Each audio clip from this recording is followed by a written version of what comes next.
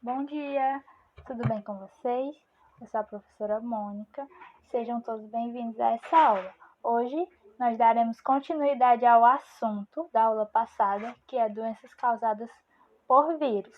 A gente estudou algumas doenças, como a gripe, o resfriado, a poliomielite, sarampo, catapora, rubéola, cachumba e raiva, bem como as suas formas de transmissão, prevenção, seus sintomas. E nessa aula nós daremos continuidade, dessa vez estudando inicialmente sobre a Covid-19. Vocês sabem o que é a Covid-19? Vocês já ouviram falar sobre essa doença, sobre esse vírus? Em 2019, vários casos de algo parecido com pneumonia foi identificado na cidade de Wuhan, na China, em dezembro de 2019. E aí esses casos eles aumentavam cada dia mais. E aí eles começaram a estudar e identificaram que era uma doença causada por um vírus que era desconhecido até então, mas que hoje, em 2021, é denominado como Covid-19. E aí o Covid-19 ele faz parte da família dos vírus, que os micro-organismos que são em forma de coroa, e eles são conhecidos por causar distúrbios respiratórios, em alguns casos, né? E também gastrointestinais. Os sintomas mais comuns da doença, da Covid-19, são febre, tosse seca e cansaço. No entanto, ela pode causar outros sintomas também, que são menos comuns e também sintomas que são graves.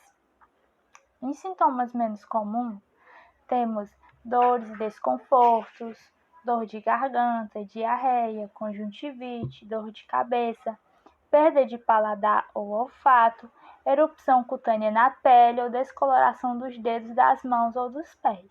Nos sintomas graves, temos a dificuldade de respirar ou falta de ar, dor ou pressão no peito e perda de fala ou movimento. E todos esses sintomas eles têm que ser analisados. Caso tenham sintomas que são comuns, você deve ficar em casa de repouso e aí você tem que analisar esses sintomas, tem que ficar vigiando esses sintomas para o caso deles não se tornarem sintomas menos comuns ou até graves. Nesse caso, você deve se dirigir ao hospital para tratar da doença. Os modos de transmissão do coronavírus são pelo espirro, pela tosse, pelo catarro, pelas gotículas de saliva, ou pelo contato físico com uma pessoa infectada, contato com superfícies contaminadas e com aglomerações de pessoas. Por exemplo, com o espirro, você põe a mão na boca quando você espirra e depois você toca numa superfície. E aí, quando vem outra pessoa e toca naquela superfície, ela contraiu o vírus, porque o vírus que saiu na saliva, no espirro, ele vai contaminar aquela superfície e vai contaminar posteriormente a pessoa que tocar na superfície, assim como também a pessoa que tem o contato físico com você, que você apertou a mão da pessoa. Agora nós já sabemos como se dá a transmissão e o que é a Covid-19. Então, como a gente pode se prevenir da Covid-19? Quais cuidados eu devo ter ao sair de casa? Quais cuidados você tem ao sair de casa? A gente tem que usar máscara, tem que higienizar a mão com álcool e gel, manter o distanciamento, não ficar tocando em superfícies que possam estar contaminadas, não ficar coçando os olhos. E também como é feito o uso correto da máscara? A máscara ela deve cobrir o nariz e a boca e também a parte daqui do queixo, para que ela fique bem localizada assim no seu rosto, bem ajustada no seu rosto.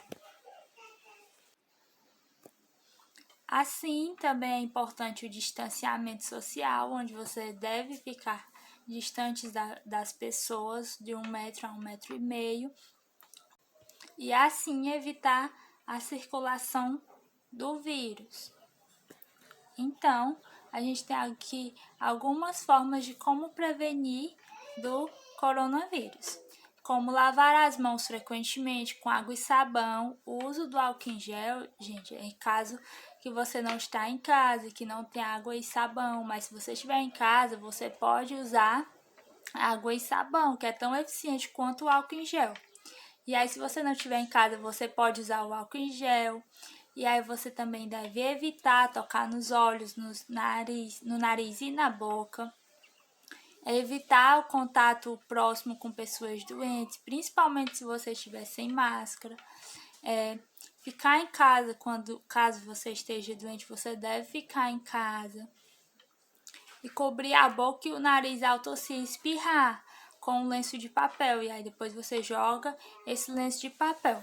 Também é muito importante limpar e desinfectar os objetos e superfícies tocados com frequência, assim como os alimentos que vêm da rua. Deixar o chinelo fora de casa, limpar os alimentos que a gente compra ali no comércio, a gente deve limpar antes de colocar dentro da nossa casa, para evitar que o vírus entre na nossa casa. Após tomar a vacina, eu devo manter os cuidados? Sim, você deve manter os cuidados, pois até que todo mundo tenha tomado a vacina e que seja liberado para a gente não precisar mais usar máscara, para que assim a gente possa barrar, né, o vírus. Mas a gente deve manter os cuidados após tomar a vacina, deve continuar usando máscara, lavando as mãos, desinfectando os alimentos e todos esses cuidados que a gente já falou aqui. Só assim a gente consegue se proteger e proteger a quem a gente ama, colocando em prática todas essas medidas que a gente estudou. Assim, acreditar na ciência é acreditar na vida. Todas essa vacina do coronavírus e todas as vacinas que a gente tomou, a gente toma ao longo da nossa vida, assim como os remédios, elas são feitas por cientistas, e os cientistas estão cada dia mais descobrindo novas formas de melhorar a nossa saúde, a nossa vida. Então, devemos acreditar na ciência. Assim, acreditar na ciência é acreditar que nós podemos sempre melhorar, como encontrar a cura de doenças e assim melhorar a qualidade de vida, a nossa qualidade de vida e a qualidade de vida de todos a quem amamos. E também acreditar que todos nós podemos ser cientistas, porque todos os cientistas um dia eles foram crianças, como vocês. Agora, nós iremos falar sobre outra doença causada por vírus, que é a febre amarela. A febre amarela ela ocorre em regiões de matas, que é chamada febre amarela silvestre, e ela é transmitida pelos mosquitos dos gêneros Haemagogos e os Sabetes, que são estes dois que estão aqui na fotinho. No entanto, ele é transmitido por estes dois mosquitos. Mas se uma pessoa for contaminada, né, no local, na mata, né, nessa região, corre o risco, e aí ela voltar para a cidade, corre o risco de que o vírus ele possa ser transmitido para outras pessoas, mas dessa vez é através do Aedes aegypti. Essa condição, ela se transforma na febre amarela urbana. Ela não vai ser mais a febre amarela silvestre. Quando ela é transmitida, então, pelo Aedes aegypti, ela vai se tornar a febre amarela urbana. Esse cartaz aqui do lado, ele é de uma campanha que fizeram porque as pessoas elas estavam matando os macacos. porque eles contraem a doença. As pessoas estavam achando que eram os macacos que transmitiam a febre amarela, mas não, os macacos, eles também são vítimas da doença, assim como as pessoas. Então fizeram a campanha para que as pessoas parassem de matar os macacos, porque eles eram vítimas como os humanos. A febre amarela, ela tem sintomas como febre, vômito, que às vezes pode ter sangue, dor no estômago e lesões no fígado. E essas lesões, elas podem levar à morte. A prevenção da febre amarela, ela é feita com uma dose única da vacina, que garante a imunidade contra a doença por toda a vida, ou então pela dose fracionada, que protege por até 8 anos. Então, existe tratamento para a febre amarela? Em geral, o que se faz é compensar as alterações que o organismo ele apresentou em decorrência da doença, como, por exemplo, manter a hidratação e repor o sangue que foi perdido. Como eu falei, muitas vezes as pessoas elas vomitam e nesse vômito ele tem sangue. Então, o que faz é compensar essas alterações que o organismo sofreu, como hidratação e repor o sangue perdido, por exemplo, né? E aí, em pouco mais de uma semana, a pessoa vai desenvolver os anticorpos que se encarregarão de destruir o vírus, possibilitando que o paciente ele se recupere. Então, agora nós iremos falar de outra doença causada por vírus, que é a chikungunya. Vocês já ouviram falar da chikungunya? Vocês conhecem alguém que já teve essa doença? Então, a chikungunya, ela é também conhecida como febre chikungunya. E ela tem sintomas como febre alta, erupções na pele, dor nas articulações, dor de cabeça. E ela é transmitida, né, pelo Aedes aegypti. E o tratamento ele é feito de acordo com os sintomas. Como, por exemplo, se a pessoa sente dor de cabeça ou dor nas articulações, o tratamento ele é passado, lógico, pelo médico, né? E aí o médico vai receitar os remédios para aliviar aqueles sintomas, como, por exemplo, o uso de analgésicos, antitérmicos e anti-inflamatórios para aliviar a febre e as dores. Como o vírus ele é transmitido pelo Aedes aegypti, a forma de prevenção mais eficaz seria eliminar os possíveis criadores de mosquitos da dengue, que é o Aedes aegypti. Agora nós iremos falar sobre o Zika vírus, que também é uma doença transmitida pelo Aedes aegypti. Vocês conhecem alguém que já teve o Zika vírus e quais sintomas ele desenvolveu, como que ele se sentiu? Então, os sintomas do Zika vírus são basicamente manchas na pele e às vezes a pessoa pode ter febre baixa e dores nos músculos e nas articulações. O problema maior ocorre quando atinge mulheres grávidas. E aí o vírus ele pode passar para o embrião e afetar o desenvolvimento do encéfalo. E aí também pode desenvolver outros problemas no bebê. O tratamento ele é feito de acordo com os sintomas, assim como a febre chikungunya. E aí é basicamente feito com analgésicos, antitérmicos e anti-inflamatórios para aliviar as dores e a febre, se tiver. Agora nós iremos falar sobre a dengue. Vocês conhecem essa doença, essa virose, ou alguém que já teve? Ela também é transmitida pelo Aedes aegypti e ela é uma virose causada por um vírus que é transmitido pela picada do mosquito Aedes aegypti. E o mosquito, ele não causa a doença, mas sim transmite o vírus, que assim ele é chamado de vetor. Aqui a gente tem uma imagem que representa o ciclo da vida do mosquito, como desde onde são colocados os ovos até ele picar uma pessoa, como por exemplo, ali naquele cantinho aqui de cima, tem garrafas, pneu, tem um reservatório de água aberto, tem uma plantinha, e aí tem choveu e acumulou muita água. E aí ele ama água parada e água limpa também.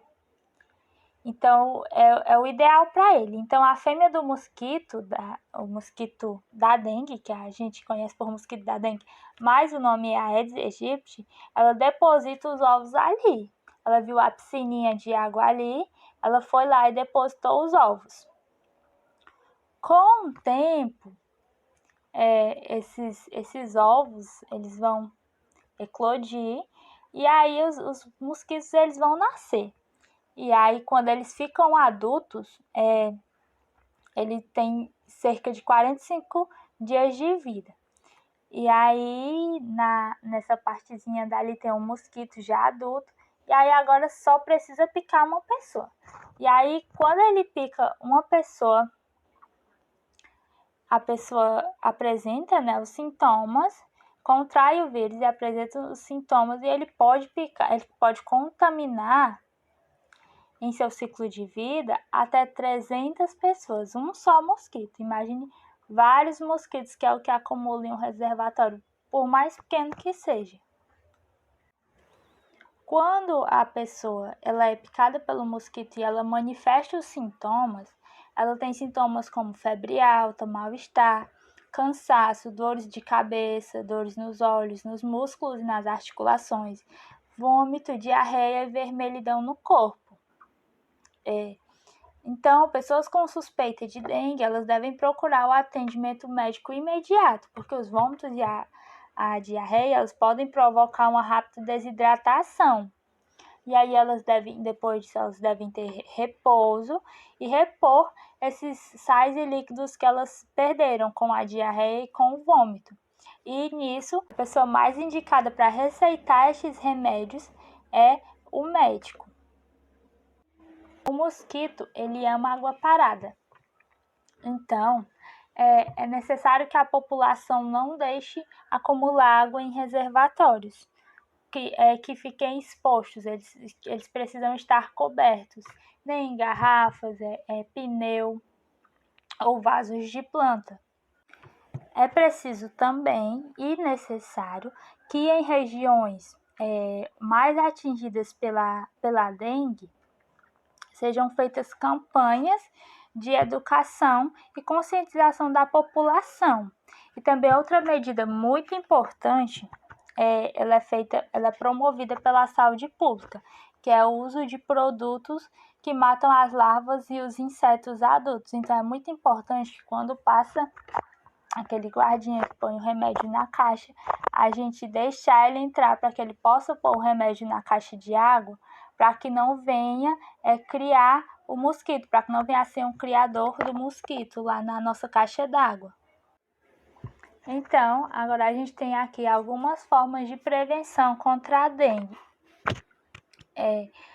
Primeiramente, nós devemos remover folhas, galhos e tudo que possa impedir a água de correr pelas calhas, as calhas de água que tem na nossa casa, que a água da chuva escorre, né?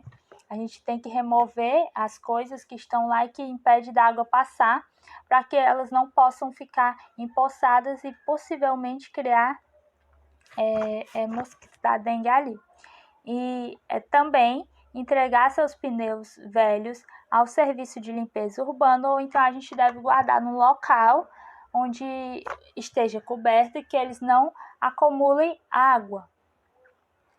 Também devemos colocar o lixo em sacos plásticos e manter a lixeira toda bem fechada. Também não devemos jogar lixo em terrenos baldios. Outra medida é lavar semanalmente por dentro com escovas e sabão tanques utilizados para armazenar água, como estes baldes e esses tanques grandes que a gente usa para armazenar água, manter eles sempre limpos e também tampados. No caso de vasos de plantas, como este de plantas aquáticas, que as plantinhas elas ficam na água, a gente tem que estar sempre trocando a água do vaso e lavando este vaso uma vez por semana. E também nestes vasinhos de planta que elas são plantadas na terra, mas que acumulam um pouquinho de água na borda. A gente também não pode deixar aquele pouquinho de água ali.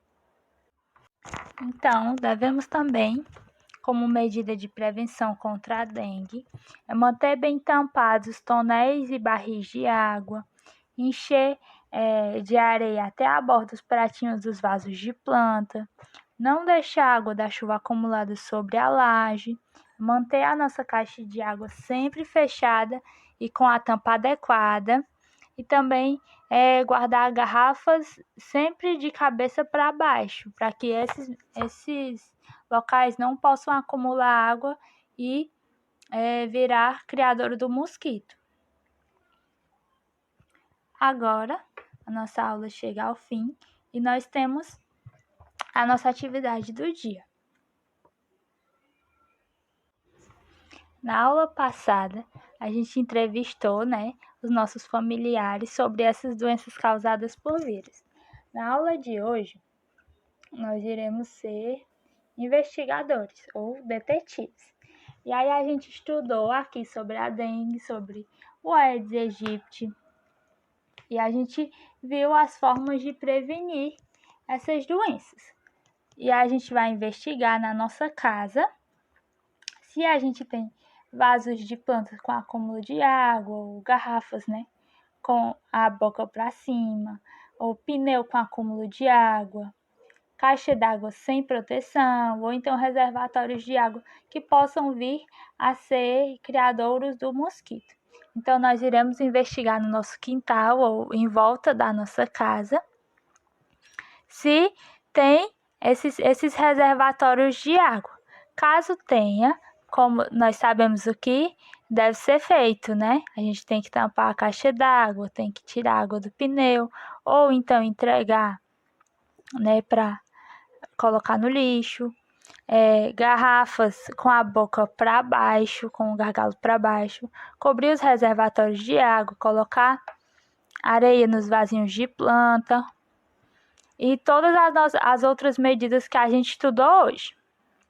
Assim, vocês irão registrar esses momentos, onde vocês encontraram ali no quintal a garrafa com a boca para cima e com um pouquinho de água. Vocês irão tirar essa água e colocar a garrafa de cabeça para baixo. A gente vai aplicar as medidas que a gente aprendeu hoje. E a gente vai socializar isso na próxima aula. Então, o registro dessas atividades eles deve ser feito através de foto. Então, fotos ou vídeos, aí vocês vão gravar o quintal de vocês e vocês colocando em prática todas essas ações que a gente aprendeu na aula de hoje. Esses registros eles devem ser enviados aos professores, pode ser para a Nirla, para a Milena ou para mim. E a gente vai socializar tudo isso na próxima aula. Então, obrigado pela atenção de vocês, bom trabalho e até a próxima aula.